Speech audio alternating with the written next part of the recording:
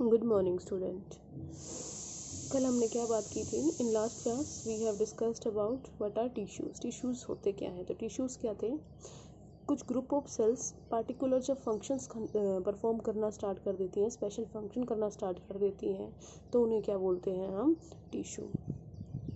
जो बेटा study of tissue होती है उसे बोलते हैं हिस्टोलॉजी, और जो स्टडी ऑफ सेल होती है उसे बोलते हैं साइटोलॉजी। ठीक है, तो ये दो टर्म मेंशन कर लेना आप। ठीक है, cyto is the word for cell and histo is the word for tissue. तो उनकी स्टडीज, अगर टिश्यू की स्टडी की बात कर रहे हैं तो दैट इज़ द हिस्टोलॉजी। जब हमने बात की थी कि plant tissue structural strength provide करता है, ठीक है, इसलिए मोस्टली डेड टिश्यू प्रेजेंट होता है। फिर हमने बात की थी कि भाई डिवाइडिंग कैपेसिटी के बेस पे टिश्यू दो टाइप के हैं। प्लांट के tissue that is meristematic tissue. आज हम डिस्कस करेंगे मेरिस्टेमेटिक टिश्यू का। मेरिस्टेमेटिक टिश्यू क्या है? प्लांट का कुछ पोर्शन जो ग्रो करता रहता है। अब ग्रो करने के लिए क्या चाहिए बेटा? नई सेल्स चाहिए। तो नई सेल कहाँ से आएंगी? जब सेल डिवाइड करेंगी, सेल डिवीज़न होगा, तो कुछ पोर्शन होते हैं प्लांट के जिनमें ग्रो करने की कैपेबिलिटी होती है। Only certain part of plant can grow. ठीक है, तो क्योंकि उनके पास क्या है? They are having power of cell division. ठीक है, तो प्लांट का वो पोर्शन जहाँ पे सेल डिवाइड कर सकती हैं, उस वहाँ पे जो टिश्यू बनेगा उसे हम क्या बोलते हैं? Meristematic tissue. क्या बोलेंगे उसे? Meristematic tissue.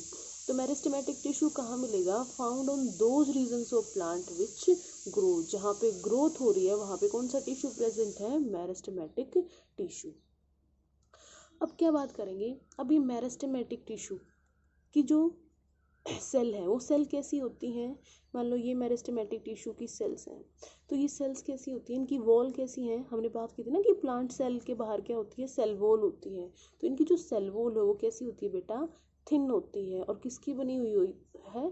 सेलुलोज की। इनकी सेल वॉल कैसी है? थिन सेल वॉल है। किसकी बनी हुई है? सेलुलोज की। सेलुलोज क्या होता है? कॉम्प्लेक्स पॉलीसेकेराइड, जिसको डिग्रेड करना बहुत ही ज़्यादा मुश्किल होता है। दूसरा मेन पॉइंट, इनकी जो सेल है उनके पास क्या है? Dense nucleus and cytoplasm. Dense nucleus का मतलब क्या?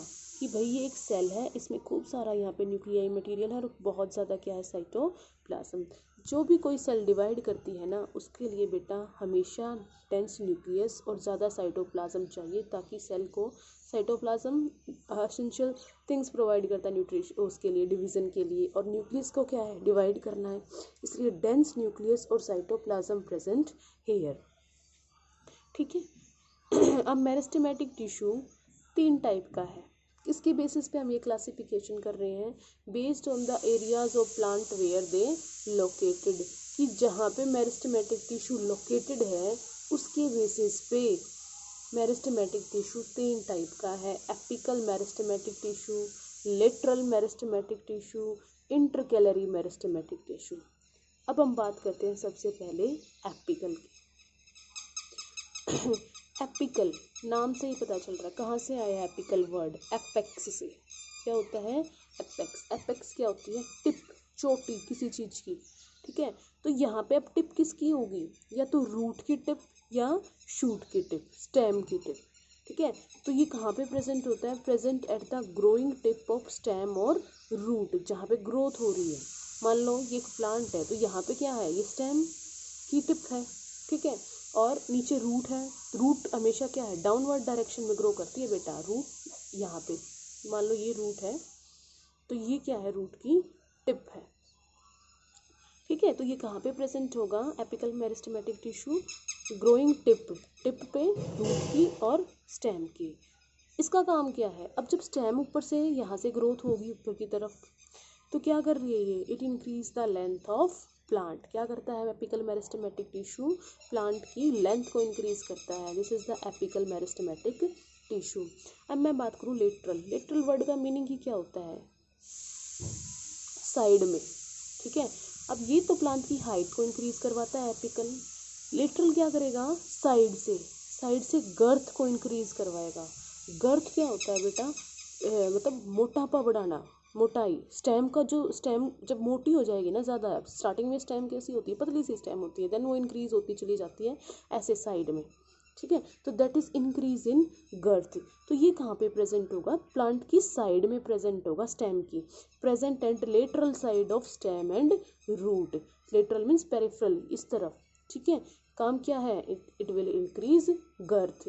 एपिकल ने क्या किया, लेंथ को इंक्रीज करवाया, और लेटरल ने क्या किया, लेटरल ने गर्थ को इंक्रीज करवाया। नेक्स्ट आता है आपका इंटरकैलरी। इंटरकैलरी यहाँ पे आपको समझना जरूरी है कि व्हाट आर नोड्स क्या होते हैं बेटा। नोड्स वो रीजन होता है जहाँ से लीफ अराइज होती है, ठीक है। मान लो ये लीफ यहाँ से अराइज हो रही है, ब्रांच अराइज हो रही है, दैट इज अ नोड। ये यहाँ से हो रही है, it is also a node. और दो नोड के बीच का जो डिस्टेंस होता है उसे हम क्या बोलते हैं, इंटर नोड्स। दो नोड्स के बीच का रीजन क्या है, उसे क्या बोलेंगे, इंटर नोड। तो इंटरकैलरी टिश्यू कहाँ पे प्रेजेंट होता है, प्रेजेंट एट इंटर नोड्स। ये इंटर नोड है ना, ठीक है। तो इंटर नोड यहाँ पे खत्म हो रही है, ये दोनों रीजन पे क्या प्रेजेंट है आपका, इंटरकैलरी टिश्यू प्रेजेंट है। क्या प्रेजेंट है, इंटरकैलरी टिश्यू प्रेजेंट है। तो इस इंटरकैलरी टिश्यू में यहाँ पे ये जो इंटरकैलरी टिश्यू प्रेजेंट है, ये वाला, ठीक है, इसका काम क्या है, ये जो दो लेंथ है ना, दो नोड्स हैं, इनके बीच की इस लेंथ को, इस वाली लेंथ को ग्रो करवाने का काम किसका है, इंटरकैलरी टिश्यू का। ओवरऑल ये प्लांट की हाइट इंक्रीज करवाएगा, it increase the length between two nodes. Is that clear to you. अब मैं एक क्वेश्चन पूछती हूँ कि भाई जो इंटरकैलरी मेरिस्टेमेटिक टिश्यू होता है ना, उसमें वैक्यूल्स प्रेजेंट नहीं होते, थिन सेल वॉल है, डेंस साइटोप्लाज्म है, लेकिन वैक्यूल्स प्रेजेंट नहीं है, ऐसा क्यों होता है बेटा। तो देखो वैक्यूल का काम क्या होता है, स्टोर फूड। क्या फंक्शन है वैक्यूल का, फूड को स्टोर करना, ठीक है। अब यहाँ पे जो इंटर नोड वाला रीजन है, यहाँ पे कोई ज़रूरत नहीं है टिश्यू को फूड स्टोर करने की, ठीक है। अगर उसने टिश्यू ने फूड स्टोर कर लिया, स्टोरेज हो गई फूड स्टोर की, देन सेल डिवाइड नहीं कर सकती, क्योंकि उसका जो साइटोप्लाज्म है वो ऑक्यूपाई हो जाएगा। दूसरी चीज़, वैक्यूल के पास क्या होता है, सैप। मान लो ये ऐसे वैक्यूल है, तो इसमें अंदर क्या है, ऐसे लिक्विड सैप भर जाता है। ये सैप क्या प्रोवाइड कर देता है, रिजिडिटी टू द सेल। हमने सेल वाले चैप्टर में पढ़ा था ना कि जैसे ही सैप इंक्रीज हो जाएगा, और बेटा जो वैक्यूल की कवरिंग होती है ना, जैसे सेल की मेम्ब्रेन है, ऐसे ही वैक्यूल की मेम्ब्रेन को क्या बोलते हैं, टोनोप्लास्ट। तो ये टोनोप्लास्ट थोड़ी सी स्वेलअप करेगी, इसके बाहर क्या प्रेजेंट है, दूसरे सेल ऑर्गेनल्स प्रेजेंट है और सेल वॉल प्रेजेंट है।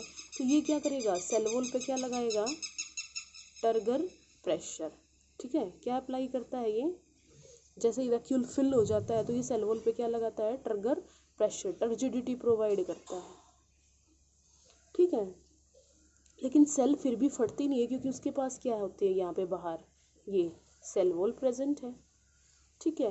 तो वैक्यूल का फंक्शन है सेल्स वो सेप फिल करना जो वैक्यूल के पास है, that provide rigidity to the cell.